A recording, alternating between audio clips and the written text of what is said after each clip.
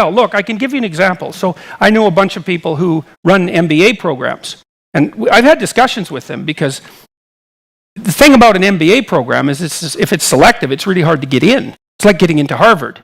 It's really hard to get into Harvard. You have to have an IQ that places you at least at the 99th percentile, and then you have to be really good at least one or two other things. So it's really hard to get in. Okay, so you think, well, why hire a Harvard graduate? Well, it's the quality of the education. It's like, no, it's not. It's the fact that it's really hard to get in. All of the value of the Ivy League education is in the screening before the education starts.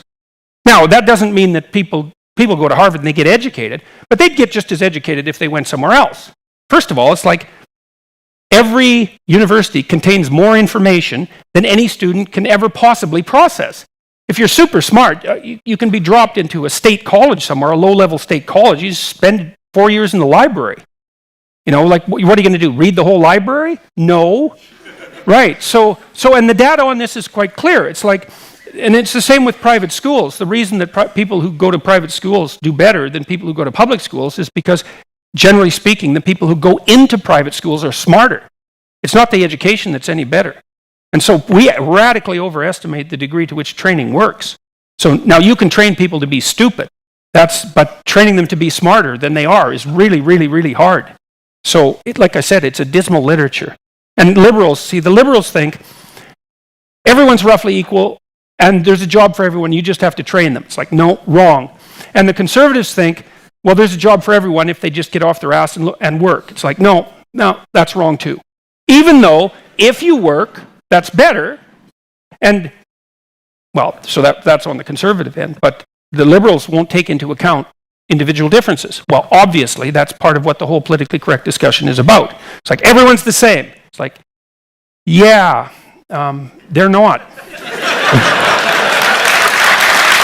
You know, and I find it's really annoying, I would say. Like, I love to come to Silicon Valley. I've been here many, many times, and like, it's really something to come here and meet. There's so many people here who are off the scales intelligent, and they're all, clustered together, which is why this place is so unbelievably rich and so unbelievably productive, one of the reasons. But it's also very annoying that it's so left-leaning, because one of the things that the left-leaning Silicon Valley geniuses should understand is that they're the beneficiary of a genetic lottery. Mm-hmm. And they should take that seriously. It's like, yeah, you worked hard. Yes, you're entrepreneurial. Yes, you're on point. You put in your 60 hours a week. You do everything you could. But you have an IQ of 150. And like, that's not your doing, right? That's something that happened to you. And so you can't be saying, well, it's all me. It's like, no, It's not. It's all you and the genius that you were granted as an infant. That's it. That's what's driving it. Now, that doesn't mean, I think, that people of disproportionate intelligence shouldn't be rewarded disproportionately. It's possible that they should, because it might be in the best interest of everyone else to dump as much money as possible to the top 2% of the cognitive strata, because they're going to be most generative with it. And even if it's not fair, because you might say, well, just because you won the genetic lottery, does that mean that you should have more money than anyone else? It's like, well, not on the grounds of fairness, but if you have to distribute money, well, who are you going to distribute it to? And I think, was it Ted, who ran CNN? Ted Turner. Mm-hmm. He estimated that if you tried as hard as you could in your entire life, there was no way that you could spend more than $400 million. And so let's say you have more money than that at your disposal. Well, hopefully you're going to do some halfway intelligent things with it, and hopefully you'd expect that the more intelligent people would do more than halfway intelligent things with it. So if you have to have unequal distribution, then a meritocracy is probably the best way to do it. But it still leaves you with this terrible problem, which is, what do you do with all the people who stack up at zero? And the answer isn't have contempt for them because they don't work as hard as you. It's like, yeah, a bunch of them don't. Because conscientiousness also predicts success. So among the poor, there are people who don't work, but you never want to underestimate the contribution of cognitive ability. So it's rough, man, and we don't take it seriously, and we don't know what to do about it. And it's clear that as inequality increases, societies destabilize. That's clear. So it's something that has to be dealt with, but we don't know how to deal with it. We don't know how to efficiently move resources to the bottom end of the competence hierarchy so that things don't destabilize.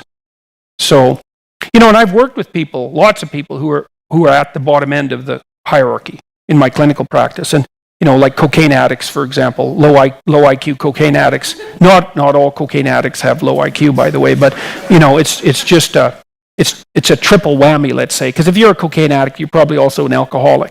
And so if you're a cocaine addict and you're an alcoholic and you're sort of on the low end of the cognitive distribution, it's like you have a pretty damn rough life. There's a lot of things going wrong for you. And you're really lucky if you're flat broke. Because as soon as you get money, you are so done, you cannot believe it. So like when your unemployment check comes in and you're a cocaine addict, alcoholic who isn't employed, the probability that 3 days later you're going to end up face down in a ditch is really, really high. So don't be thinking like it's not so simple that you can just dump money down the competence hierarchy to the people who are in the underclass and expect that that's going to have a salutary effect. I don't think there's any evidence for that whatsoever. Like money is not an easy resource to use productively.